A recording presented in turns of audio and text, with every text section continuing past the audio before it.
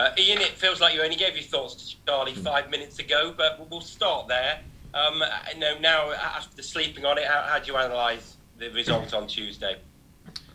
Yeah, same as I felt last night. A little bit disappointed that we only came away with a point. Having seen quite a lot of it back, I felt like same opinion really. The first half was fairly balanced, quite cagey. I thought we started well, and then they came into it. In fairness to them, but I thought in the second half, right from the word go, we obviously score the goal and we take control.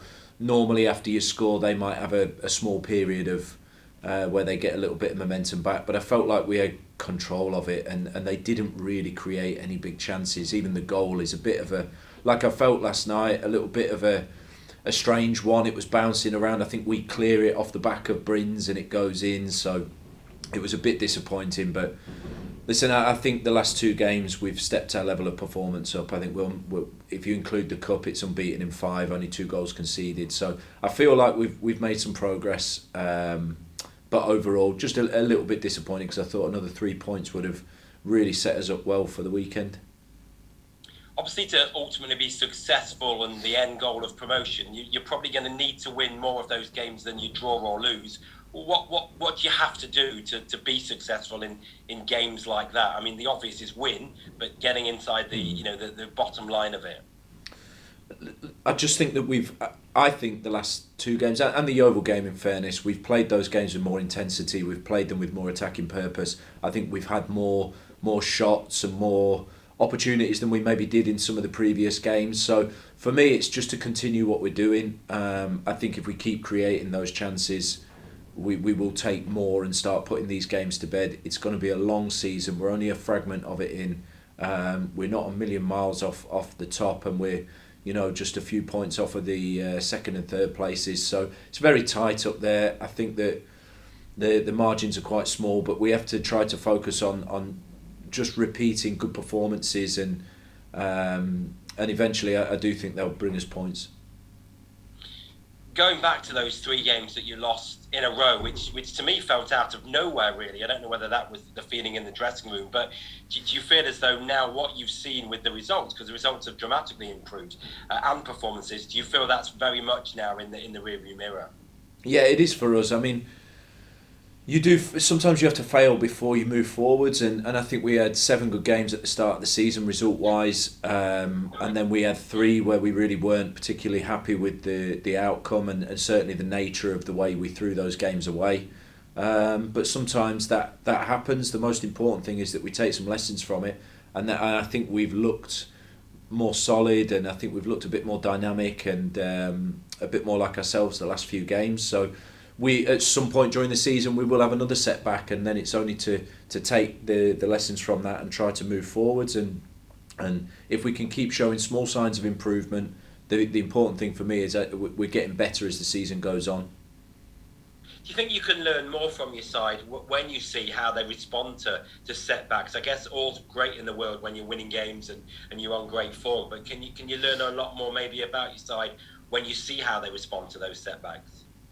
Yeah, I think everybody in life learns a little bit more about themselves when they fail or have a problem or have a challenge, and I just think it's how we take it on. No one was moping around here. We were disappointed to lose those games, but we were just very focused on how we can try to improve and get better and be united as a group. So we've come out the other side, but now we still go into tough games, and we know that there's a possibility that we can get beat in a game, and we just have to know that we've got to keep working extremely hard, and we learn way more about ourselves through the tougher times, and hopefully that makes you stronger when you come out the other side. I did lose you there, and it froze, but I think we're back in business. So Okay. so we'll keep going. It was a good answer. Don't worry, Chris. Yeah. I think it caught up with itself as well. So I got Okay. close to it. So, There you go. so that's the crucial thing. Well, let's move on to the weekend, and I wonder what your thoughts are about it. Going to Grimsby, they're on a good run of form at the moment, aren't they? How tough do you think they'll actually be?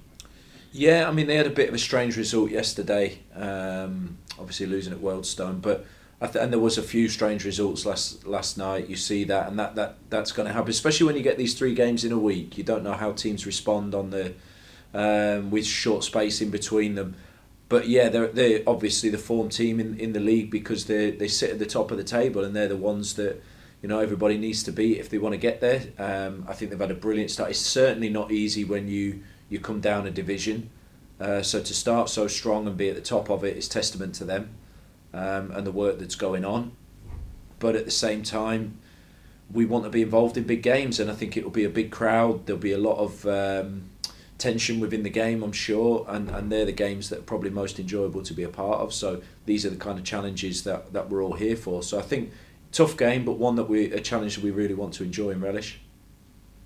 Yeah, you mentioned about playing in front of a tough crowd. It's really interesting because the big games seem to be coming thick and fast at the moment.